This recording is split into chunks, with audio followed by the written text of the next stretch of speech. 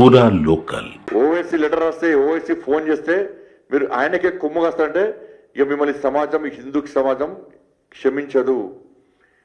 మేము పాత బస్తీనే కొత్త బస్తీ చేద్దాం అనుకుంటే పూర్తిగా కాంగ్రెస్ పార్టీ ప్రభుత్వం వచ్చినా, గతంలో బీఆర్ఎస్ పార్టీ ప్రభుత్వం కూడా పూర్తి భాగ్యనగరాన్ని, సికింద్రాబాద్తో సహా మొత్తం పూర్తి భాగ్యనగరాన్ని పాత బస్తీ చేయాలనుకుంటున్నారు.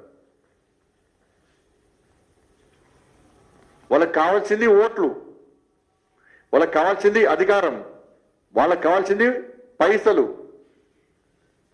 వాళ్ళకి కావాల్సింది ప్రభుత్వం బాగుండాలి, వాళ్ళ సహకారంతో ప్రభుత్వం ఏర్పడాలి.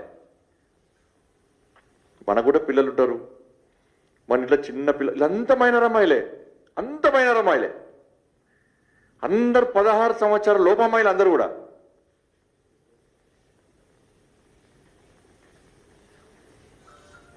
దీని మీద వెంటనే ఒక టీం ఏర్పడేయాలి, నిజాయితీ గల మంచి ఆఫీసర్ టీం వేసి నిష్పక్షపాతంగా దీని మీద విచారణ జరిపి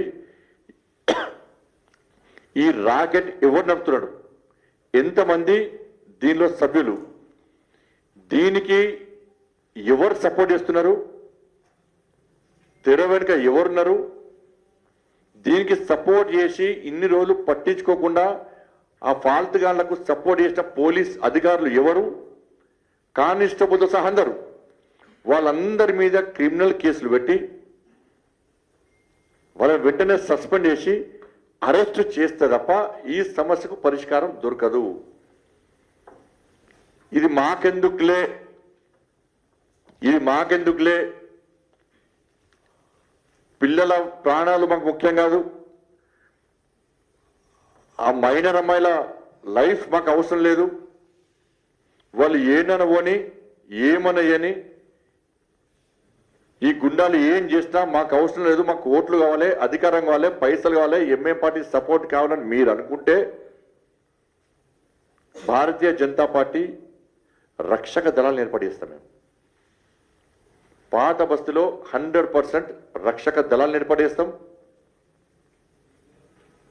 ఈ రక్షక దళాలు నిరంతరం మా హిందూ అమ్మాయిలను కాపాడుకోవడం కోసం పక్కా ఏర్పడేస్తాం. ఇప్పుడే రామచంద్ర గారు మా రాష్ట్ర అధ్యక్షులు ఇప్పుడు బయట మాట్లాడిన విషయం అదే, లేదు పాత బస్తీలో రక్షక దళాలు ఏర్పాటు చేద్దామని చెప్పి రామచంద్రరావు గారే నాకు సలహా ఇచ్చారు, చేద్దామని చెప్పి. మేము రక్షక దళాలు ఏర్పాటు చేస్తే యుద్ధం మీకు మాకు స్టార్ట్ అవుతుంది. ఇది శాంతి భద్రత సమస్య వస్తే దానికి సాక్షాత్తు రాష్ట్ర ముఖ్యమంత్రి బాధ్యత వహించాల్సి వస్తుంది. మేము వట్టిగా చేతులు మూడ్చుకొని కూర్చుంటే మీకు అవకాశం ఇస్తున్నాం మేము.